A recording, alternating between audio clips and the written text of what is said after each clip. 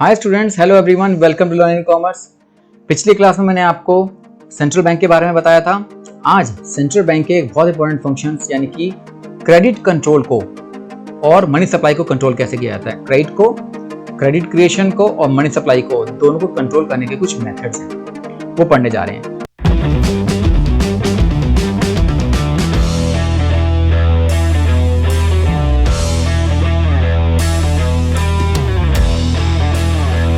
इसको हम दो कैटेगरी में डिवाइड करते हैं, एक क्वांटिटेटिव इंस्ट्रूमेंट्स और एक क्वालिटेटिव इंस्ट्रूमेंट। सबसे पहले बात करते हैं क्वांटिटेटिव इंस्ट्रूमेंट्स की। इस क्वांटिटेटिव इंस्ट्रूमेंट्स के अंदर पहला इंस्ट्रूमेंट है जो आरबीआई के पास है, वो bank rate policy. Bank rate क्या होता है? बैंक रेट वो रेट है जिस रेट पर सेंट्रल बैंक कमर्शियल बैंक को पैसे देता है, उधार देता है, एडवांस देता है। It refers to the rate at which central bank lends money to commercial banks as a lender of last resort for long term. ये लॉन्ग टर्म के लिए पैसा दिया जाएगा। अब ये इसमें मनी सप्लाई या उधार को कैसे कंट्रोल करते हैं? अगर देश में इन्फ्लेशन है, महंगाई है, तो इस इन्फ्लेशन को कंट्रोल करने के लिए ये बैंक रेट बढ़ा देता है।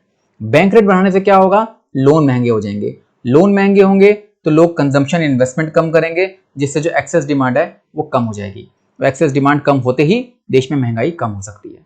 और अगर यही उल्टा कर दिया जाए, यानी कि अगर मंदी है तो मंदी के टाइम पर, यानी डेफिशिएंट डिमांड, जब डिमांड में कमी है तो इस बैंक रेट को, लोन के रेट्स को कम कर दिया जाएगा, जिससे लोन सस्ते हो जाएंगे, ज्यादा लोन लेंगे और ज्यादा इन्वेस्टमेंट करेंगे, जिससे कि डिमांड देश में बढ़ सकती है। तो ये बैंक रेट पॉलिसी के थ्रू किस तरीके से क्रेडिट को कंट्रोल किया जा सकता है। अब इसी तरीके से ओपन मार्केट ऑपरेशंस है। ओपन मार्केट ऑपरेशंस का मतलब होता है buying and selling of security, यानी सेंट्रल बैंक क्या करती है? कमर्शियल बैंक्स को ये सिक्योरिटीज, गवर्नमेंट सिक्योरिटीज खरीदती बेचती है। अगर इन्फ्लेशन है, डिमांड ज्यादा है, तो ये गवर्नमेंट सिक्योरिटीज बेच देगी। उनको बेचते उनसे उतना पैसा ले लेगी, जिससे कि ना तो ज्यादा उधार दे पाएंगे, ना ही पैसा बचेगा आगे उधार देने के लिए। और अगर डेफिशिएंट डिमांड है, डिफ्लेशन है, मंदी है, तो उस केस में ये सिक्योरिटीज खरीद लेती है ताकि उनको पैसा मिल सके और ज्यादा मनी सप्लाई को बढ़ाया जा सके। तो ओपन मार्केट ऑपरेशंस के थ्रू भी ये मनी सप्लाई को बढ़ा सकती है। इसी तरीके से लीगल रिजर्व रेशियो मैंने बताया था। आरबीआई जो है वो क्रेडिट क्रिएशन की पावर को, कैपेसिटी को चेंज कर सकती है सीआरआर एसएलआर में चेंज करके। सीआरआर में कैसे चेंज करती है और एसएलआर में कैसे चेंज करती है? देखो, सीआरआर का मतलब होता है वो मिनिमम परसेंटेज जो डिमांड डिपॉजिट्स और टाइम डिपॉजिट्स की हर कमर्शियल बैंक को सेंट्रल बैंक के पास डिपॉजिट्स करनी पड़ती है। अगर उसके बाद 10,000 पे आए हैं तो कुछ परसेंटेज उसको वहां पर आरबीआई पर जमा करनी ही करनी है। उसको बोलते हैं सीआरआर, मतलब कैश रिजर्व रेशियो। ये जब इन्फ्लेशन होता है तो आरबीआई इस सीआरआर को बढ़ा देता है। बढ़ाकर क्या करता है? जिससे कि देश में महंगाई थोड़ी बढ़ जाएगी। लोन, क्योंकि देखो होता यह है कि ज्यादा पैसा जब रखेंगे कमर्शियल बैंक सेंट्रल बैंक के पास, तो उतना पैसा कम बचेगा उनको आगे उधार देने के लिए, तो मनी सप्लाई कम हो जाएगी, क्रेडिट कम हो जाएगा। और अगर मंदी है तो यही सीआरआर कम कर दिया जाएगा और उस तरीके से देश में मनी सप्लाई को बढ़ाया जा सकता है, क्योंकि वो जब आरबीआई के पास कम रखेंगे तो लोन ज्यादा दे सकते हैं। सिमिलर काम करेगा एसएलआर, मतलब स्टैट्यूटरी लिक्विडिटी रेशियो। ये वो मिनिमम परसेंटेज है जो हर कमर्शियल बैंक को अपने पास रखनी पड़ती है। अपने पास रखकर एसएलआर को चेंज करके वो देश में मनी सप्लाई को चेंज करता है। सेम सीआरआर की तरह अगर देश में इन्फ्लेशन है तो एसएलआर बढ़ा दिया जाएगा, यानी उनको अपने पास ज्यादा रखना पड़ेगा और लोन कम दे पाएंगे, उधार कम दे पाएंगे, मनी सप्लाई कम हो जाएगी। और डिफ्लेशन है, डेफिशिएंट डिमांड है, तो इसी एसएलआर को कम कर दिया जाए ताकि वो ज्यादा लोन दे सके। तो अपने पास कम रखेंगे, लोन ज्यादा दे पाएंगे, मनी सप्लाई बढ़ जाएगी। फिर रिवर्स रेपो रेट बताया था, वो रेट जिस रेट पर सेंट्रल बैंक कमर्शियल बैंक को पैसे इंटरेस्ट देती है अगर वो पैसा वहां पर रखते हैं। तो यहां पर आरबीआई जितना रिवर्स रेपो रेट चेंज करेगी उतना ही ज्यादा पैसा, अगर बढ़ाती है तो ज्यादा पैसा आरबीआई के पास आएगा, लोन की मात्रा कम हो जाएगी। अगर रिवर्स रेपो रेट कम कर दिया जाए तो आरबीआई के पास कम आएगा और मार्केट में लोन ज्यादा जाएगा। तो इस तरह से मनी सप्लाई और क्रेडिट को कंट्रोल करती है आरबीआई।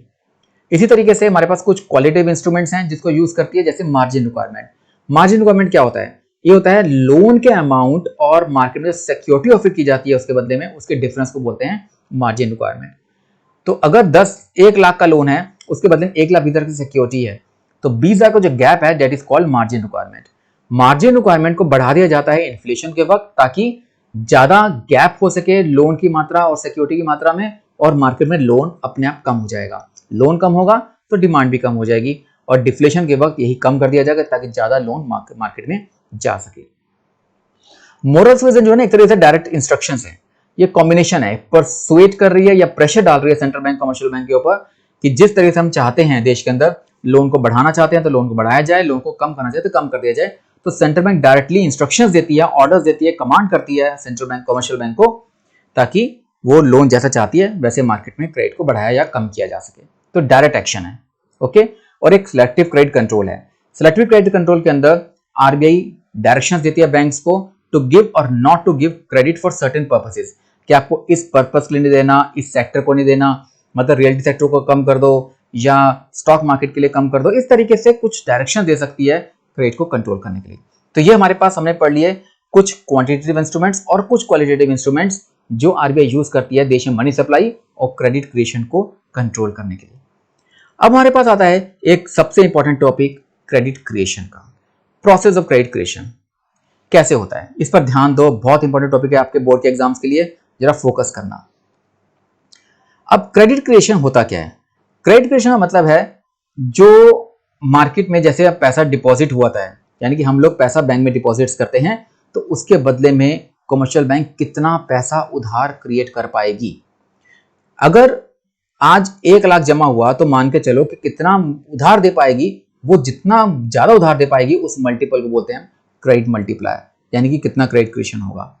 जितने भी क्रेडिट क्रिएशन देश के अंदर बैंक करेंगी वो 2 चीजों पर डिपेंड करता है कि टोटल शुरू में डिपॉजिट्स कितने हुए हैं और लीगल रिजर्व रिक्वायरमेंट कितनी है, मतलब कि कितना पैसा उनको सीआरआर और एसएलआर के फॉर्म में अपने पास और आरबीआई के पास रखना पड़ता है।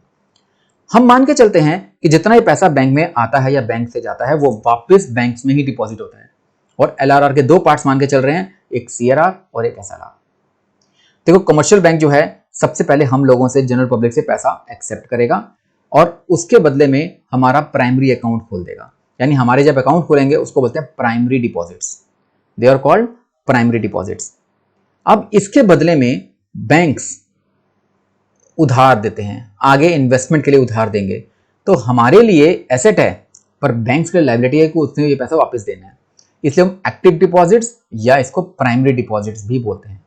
अब इस एक्टिव डिपॉजिट्स में जितना पैसा डिपॉजिट हुआ कमर्शियल बैंक के पास, उसमें से कुछ पैसा वो लीगल रिजर्व यानी सीआरआर एसएलआर की परसेंटेज के फॉर्म में कुछ पैसा डिडक्ट करके, यानी कुछ सेंट्रल बैंक के पास रख के, कुछ अपने पास रख के, ठीक है, वो लोन्स और इन्वेस्टमेंट के फॉर्म में मार्केट में डिस्ट्रीब्यूट कर देते हैं, लोन दे देते हैं।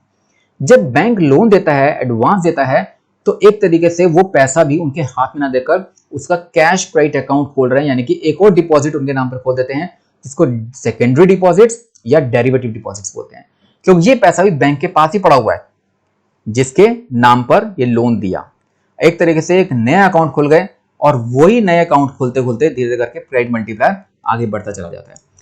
तो इसमें होता ये कहानी ये है कि जिस तरीके से मान लो बैंक्स में इनिशियल डिपॉजिट हुआ 1000 रुपए का, और उस 1000 के ऊपर 20% एलआरआर मान के चलते हैं। 20% एलआरआर मतलब कि 200 रुपए अपने पास रखकर वो आगे 800 रुपए का लोन दे सकते हैं, ठीक है ना। 1000 रुपए का डिपॉजिट हुआ, 20% अपने पास रखा या सीआरआर एसएलआर मिलाकर 20% रखा और बैंक्स ने 800 रुपए का लोन दे दिया। अब क्योंकि सारी ट्रांजैक्शंस जो होती है बैंक्स के थ्रू हो रही हैं, तो बोरोवर को जैसे वहां पे 800 रुपए मिले, पर 800 रुपए वो एक साथ नहीं निकाल रहा, तो वो सारी ट्रांजैक्शंस भी बैंक के थ्रू ही होंगी। अब बैंक के पास वो 800 रुपए अभी भी पड़े हुए हैं, और बैंक क्या करता है कि एक एक्सपीरियंस है कि सारा पैसा एक साथ नहीं निकाला जाता। चलो मैं आपको इसके बारे में थोड़ी सी कहानी और बताता हूं। देखो होता यह है, हम एज्यूम करते हैं कि जब हम पैसा डिपॉजिट्स करते हैं तो बैंक ये एज्यूम करता है कि जो डिपॉजिटर है will not withdraw the full amount, at one time, एक बारी में सारा पैसा नहीं निकालेगा। और एक और चीज कि सारे डिपॉजिटर्स भी एक साथ नहीं आएंगे, all depositors will not come together to withdraw. मतलब 2 चीजें तो है ना, कि एक तो सारे डिपॉजिटर एक साथ नहीं आएंगे पैसा निकालने के लिए, और अगर कोई डिपॉजिटर आता है तो सारा पैसा एक साथ नहीं निकालता। तो यही एक्सपीरियंस है, इसलिए वो 20% अपना एक सीआरआर मेंटेन करके चल रहा है या एलआरआर मेंटेन करके चल रहा है। क्योंकि अगर आता भी है तो कोई एक डिपॉजिटर थोड़ा है, डिपॉजिटर तो बहुत सारे हैं, एक के बाद पैसा डिपॉजिट होता चला जा रहा है, तो ये तो है नहीं एक आदमी का डिपॉजिट है वही पैसा उसको वापस मिलेगा, ऐसा तो होगा नहीं। तो इसका मतलब है बैंक्स को एक्सपीरियंस है कि सारा पैसा एक साथ निकाला नहीं जाएगा और सारे डिपॉजिटर्स एक साथ नहीं आएंगे निकालने के लिए, जिसकी वजह से 20% अपने पास रख रहा है। ऐसे ही जब वो 800 रुपए का लोन आगे किसी को देता है तो उसको यही पता है कि सारा पैसा वो एक साथ यूज नहीं करेगा। जैसे डिपॉजिटर सारा पैसा एक साथ नहीं निकालता, ऐसे ही जिसको लोन दिया है वो भी एक साथ सारा पैसा यूज नहीं करेगा।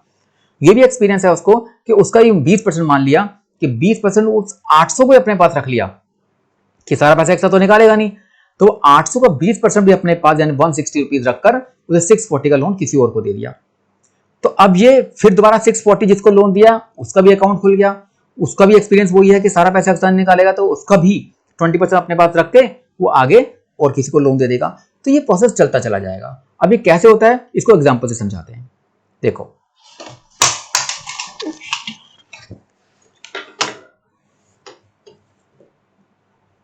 आपके पास समझ लो शुरू में इनिशियल डिपॉजिट आया 1000 रुपए, ओके, 1000 रुपए एक आदमी ने डिपॉजिट किए और उसमें से 20% CRR या LRR अपने पास 200 रुपए रखा और 800 रुपए का लोन दे दिया उसने ए को।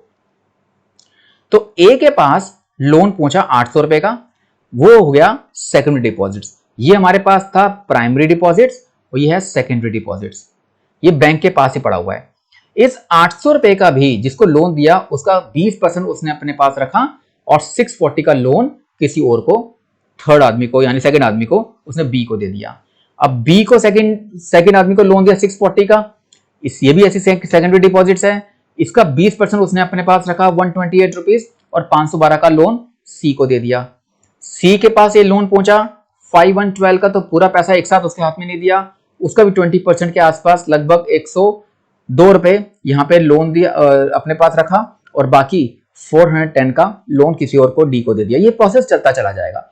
ये प्रोसेस चलते टोटल कितना पहुंचेगा, ये टोटल अगर करना है तो आपको पहले 800 का लोन दिया, फिर 640 का, फिर 512 का, ये सब डिपॉजिट्स बैंक के पास एक के पास होते चले रहे हैं। टोटल कैसे आएगा, ये टोटल निकालने का एक ही फॉर्मूला है, वो है मनी मल्टीप्लायर का फॉर्मूला, जो कि है 1/LRR। 1/LRR का मतलब है जैसे हमने माना था LRR 20%, इस 20% को अगर हम जो मल्टीप्लायर है हमारा, ठीक है, तो मल्टीप्लायर निकालने के लिए यूज करेंगे हम 1 ये LRR है हमारा 1/20%, जो कि बनता है 5 टाइम्स। ये 5 टाइम्स हमारा मल्टीप्लायर है।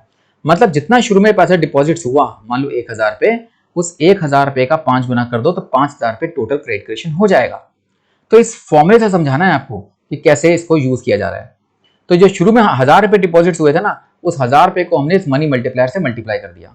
मनी मल्टीप्लायर से मल्टीप्लाई करके टोटल आंसर आ गया 5000। मतलब टोटल देश में जो डिपॉजिट्स इनके पास बने वो बने 5000, जिसका 20% LRR जो कि 1000 है ये रखा अपने पास और 4000 रुपए का लोन क्रिएट हो गया। ये क्रेडिट क्रिएट हुआ हमारा मार्केट के अंदर, ठीक है ना। तो ये क्रेडिट क्रिएशन एग्जांपल आपको समझाना है। पहले आप थोड़ा एग्जांपल दो, मतलब पहले मीनिंग बताओ क्रेडिट क्रिएशन का, फिर जैसे बताया कि सारे लोग एक साथ डिपॉजिट्स को पैसा नहीं निकालते, लोन जिनको दिया वो भी एक साथ यूज नहीं करते उस पैसे को, तो उसके एक परसेंटेज बैंक ने निकाली 20% की। आप 10% मान सकते हो, 15% मान सकते हो, कुछ भी मान सकते हो। 20% एक आसान फिगर है जिसको यूज किया जा सकता है। तो इसका फिर एक टेबल बनाओ, उस टेबल में समझाओ और टोटल जो निकालना है आपने टोटल करके नहीं निकालना, इसको इस तरह फॉर्मूले में कैलकुलेट करके बताना है। तो ये पूरा क्रेडिट क्रिएशन प्रोसेस को समझाकर आपका 4 मार्क्स का क्वेश्चन बोर्ड में बनता है। तो इसको पूरी तरह डिटेल में समझाओ। Okay, this was all about the credit creation process.